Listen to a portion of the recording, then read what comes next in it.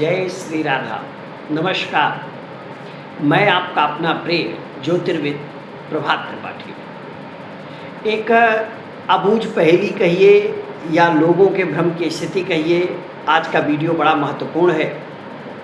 एकादशी व्रत को लेकर जितने लोग हैं उतनी तरह की बातें हैं। कोई कह रहा है कि 10 जुलाई को एकादशी है और कोई कह रहा है कि 11 जुलाई को एकादशी है। तो पंचांग क्या कह रहा है, इस पर बात होगी। लेकिन एकादशी का या कोई भी इस तरह के व्रत का जब निर्धारण होता है तो उसका आधार क्या होता है, पहले इसको समझ लेते हैं 10 सेकेंड में।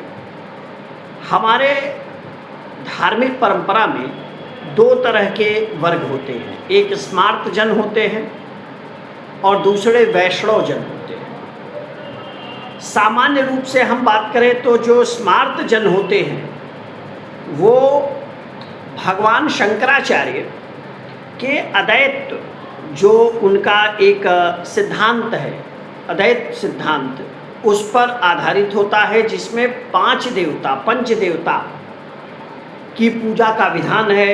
हरि, हर, शक्ति, गणेश और सूर्य। इन 5 देवताओं की पूजा जो जन करते हैं उन्हें हम स्मार्त जन कहते हैं। मूलतः ये गृहस्थ होते हैं, सांसारिक जीवन में रहने वाले लोग होते हैं, जो सभी इन 5 पंचायतन जो ये हमारे देवता हैं इनकी पूजा करते हैं। दूसरे वैष्णव जन होते हैं, जो वैरागी होते हैं, सन्यासी होते हैं या दीक्षा प्राप्त गृहस्थ होते हैं, ये वैष्णव जन माने जाते हैं। अब सवाल यह है कि जो 10 जुलाई को एकादशी है, चूँकि हमें पता है कि अगर हम अपने पंचांग की बात करते हैं तो पंचांग के अनुसार शुक्रवार को एकादशी पड़ रही है और ये 1:21 तक अगले दिन रहेगी, अगर मैं बात करूं तो। खैर, जो 10 जुलाई को है वो इसलिए अच्छा है गृहस्थ लोगों के लिए क्योंकि एकादशी भगवान नारायण का है और शुक्रवार का जो दिन है वो माँ लक्ष्मी का दिन माना जाता है। यानी आप समझिए कि भगवान श्री हरि और माँ लक्ष्मी दोनों के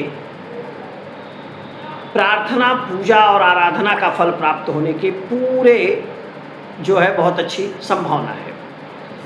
अब हम अगर बात करते हैं जो हमारा 11 जुलाई को है, 11 जुलाई को चूँकि गृहस्थ उदया तिथि को लेते हैं और जो संत महात्मा वैरागी या दीक्षा प्राप्त गृहस्थ होते हैं वो विद्या तिथि को लेते हैं। यानी उसमें पिछली तिथि का मिलन नहीं होना चाहिए, ऐसी उनकी मान्यता होती है।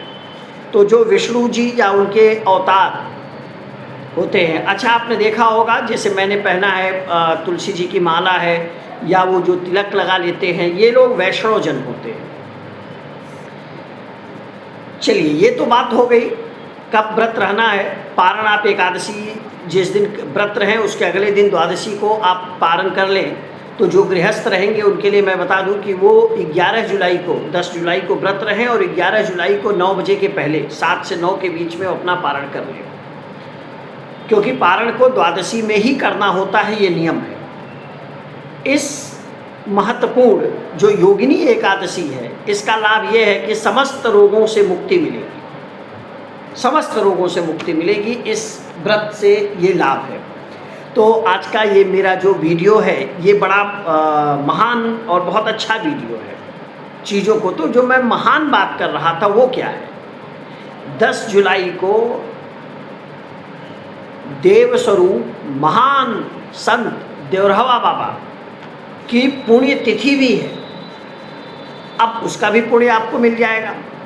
तो 10 जुलाई को एकादशी का व्रत रहिए गृहस्थाश्रम में आप हैं तो, और 11 जुलाई को आप उसका पालन करें। व्रत जरूर रहिएगा। भगवान श्री नारायण हरि और माँ लक्ष्मी का सुखद संयोग का दिन है ये, क्योंकि एकादशी और वो भी शुक्रवार को, बहुत सुंदर घड़ी है ये।